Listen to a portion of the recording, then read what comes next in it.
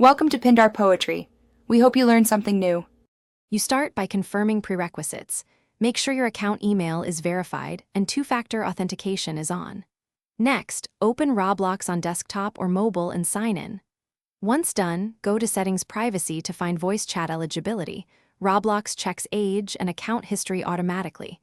If you see a prompt to enable voice chat, follow it. Roblox may ask for a quick selfie or ID upload.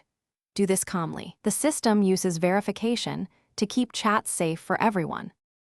Now proceed with the verification flow. When Roblox requests a selfie or ID, align your face in the frame and provide clear photos. Poor lighting causes rejections. After submitting, grant microphone permission in your operating system and inside the Roblox app so voice data can transmit. Make sure your display name and account info match the verification to avoid delays.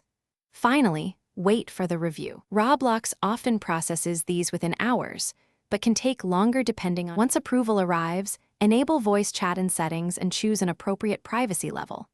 Then join a private server or a voice-enabled experience to test transmission. Speak normally and watch the audio meter. If audio fails, recheck mic permissions, update drivers, and restart Roblox. These fixes resolve most issues.